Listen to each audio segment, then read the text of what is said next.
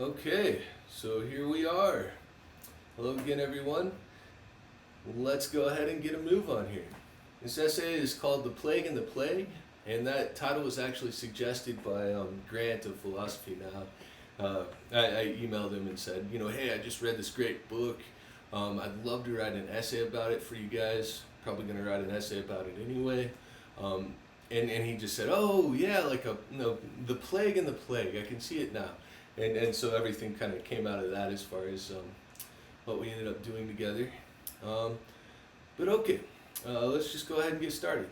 Many popular reading lists for the COVID-19 pandemic include a text by Albert Camus, a French existentialist philosopher who was a journalist and a writer, and a member of the French resistance to the Nazi occupation. Camus was born in Algeria, and his father died soon after his birth. For a fascinating glimpse into Camus' life, have a look at Albert Camus, a biography by Herbert R. Lotman. Though he sought to avoid being called an existentialist as a means to avoid association with Jean-Paul Sartre, a one-time friend turned enemy, Camus' work centers upon existentialist themes such as the need of each individual to take responsibility for one's existence. Camus' unique twist on this theme involves couching it within the absurd, which is to say, for Camus, it is different, it is due to the fundamental absurdity of life that we must all take responsibility for creating meaning ourselves. After all, there is no yardstick by which to measure meaning. Human beings experience life and ascribe meaning to it themselves. The most absurd part of the entire affair is that we never find out if we did it right or not.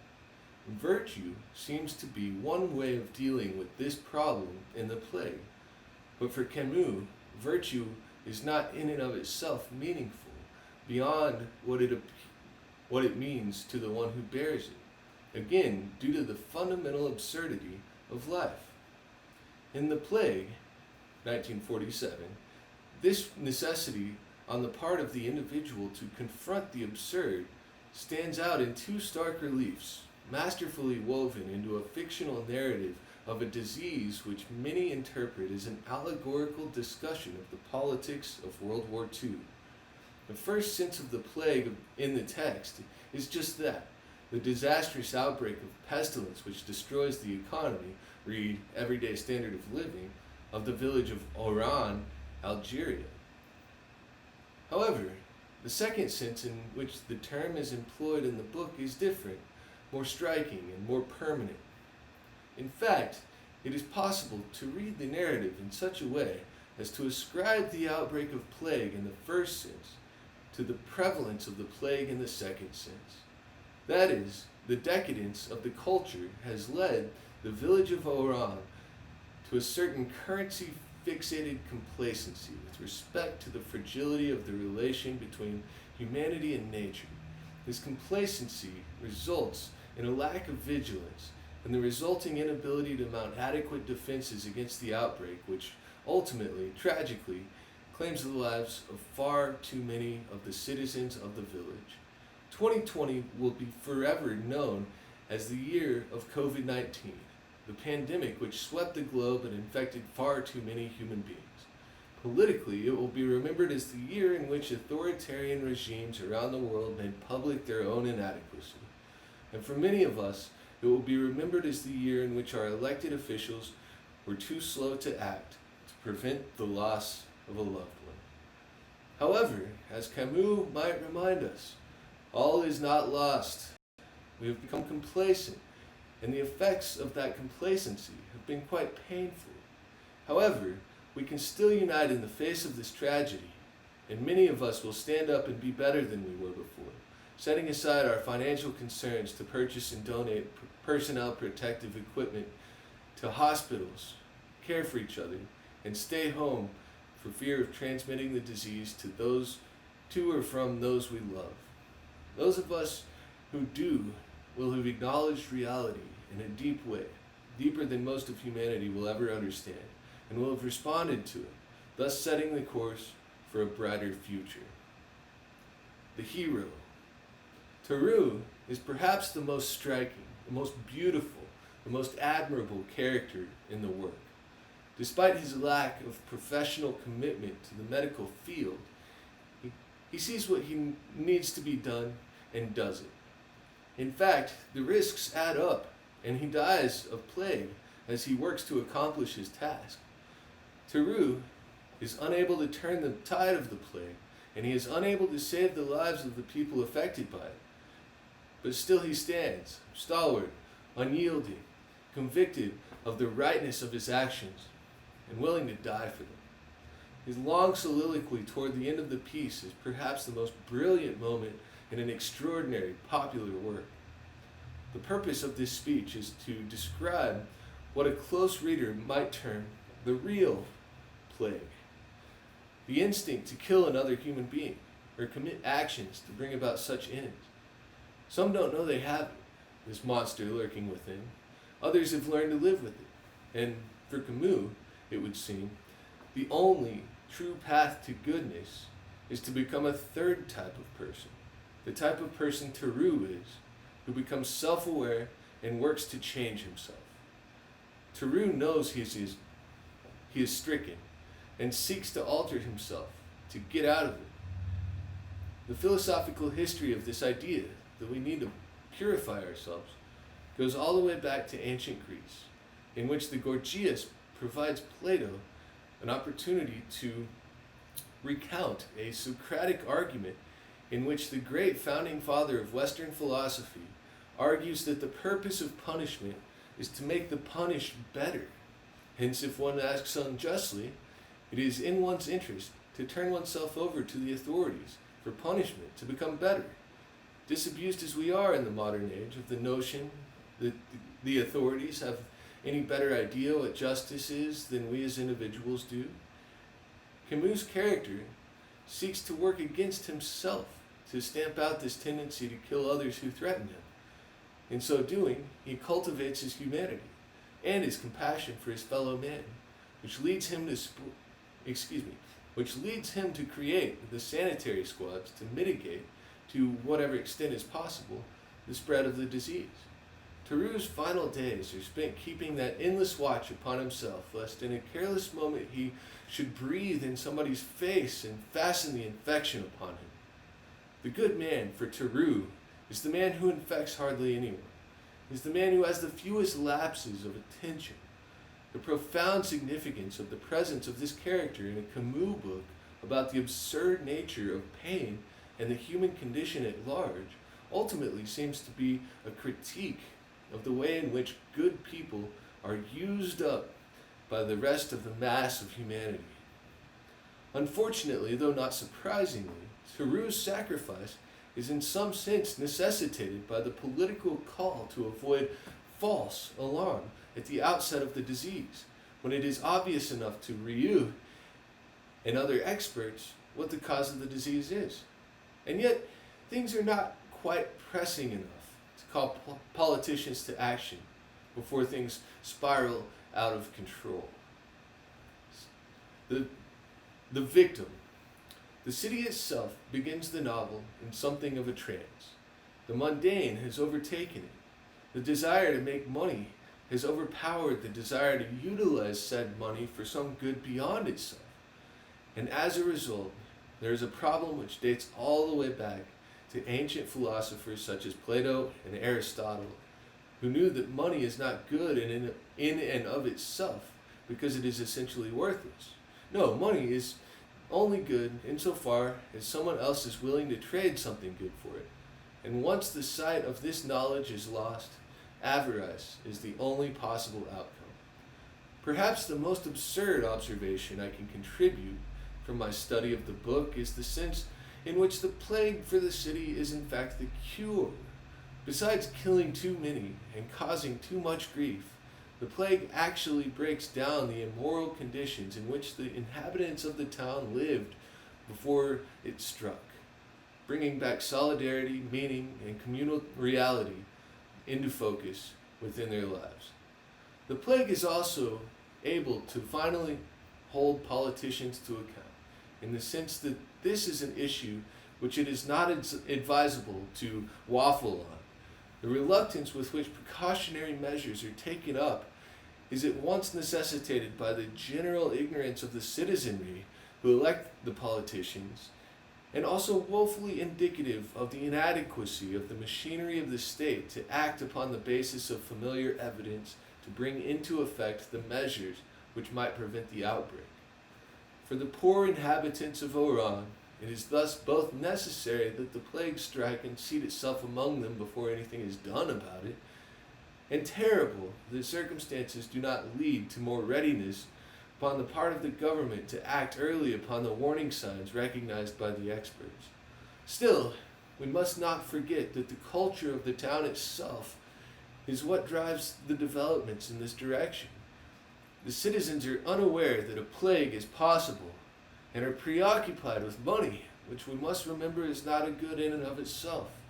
For this reason, we can conclude that there is some lack of vigilance, some lack of awareness, some failing, in other words, on the part of just this hapless populace, which ultimately leads to the destruction and grief experienced by everyone involved.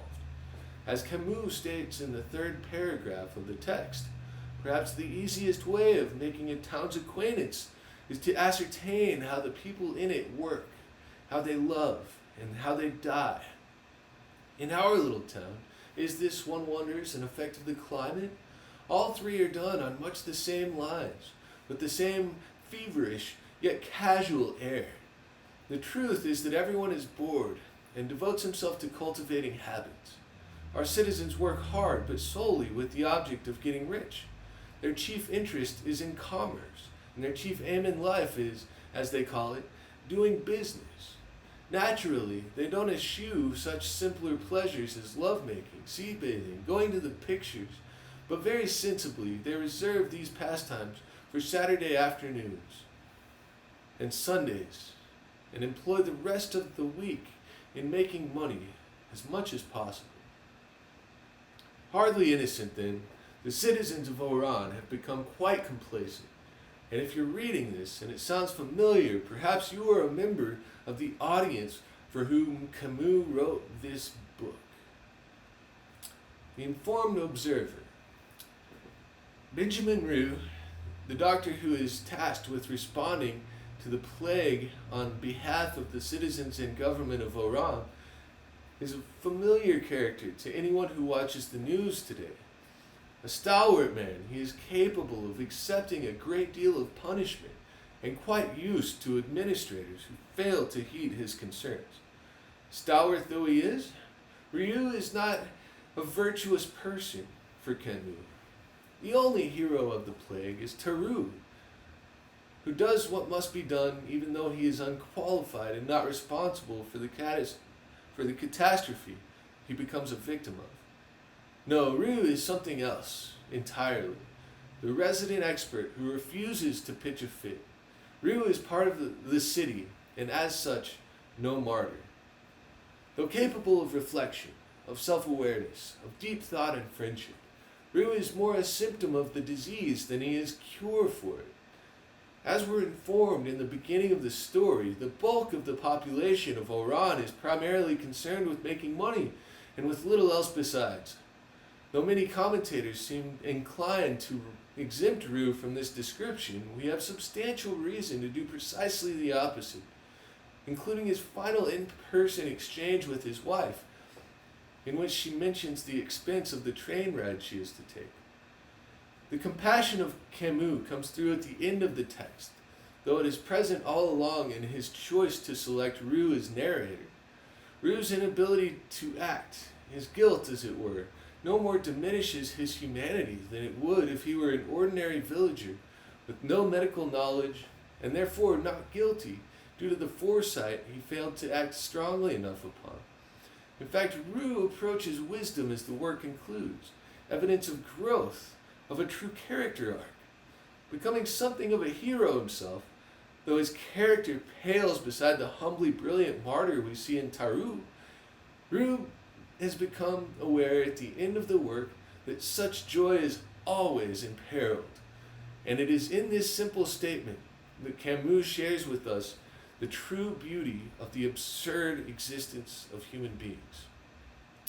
As self-aware creatures, we continuously make predictions about the future to guide our actions in the present, and yet it is only through tragedy that we learn where the danger really lies.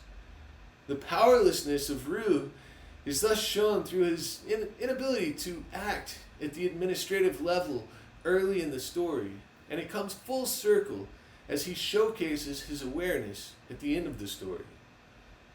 And what could be more absurd than the fundamental nature of man, as shown insofar as he becomes aware of the danger of a crisis only by living through it, as though it were predestined to happen again. In this sense, the plague allegory suggests it is the inertia of culture, of the prevalence of what Hume referred to as the principle of the universality of nature, the assumption that the future will resemble the past at the social level, which makes life truly absurd. Hope for the future. Though it is impossible to truly hope, that is, to disavow the absurdity of the human condition as mediated by the cultural inertia discussed above, there is nonetheless a sort of bastard hope which arises as we confront the fundamental facts of life on our own terms. Love grows cold when left alone.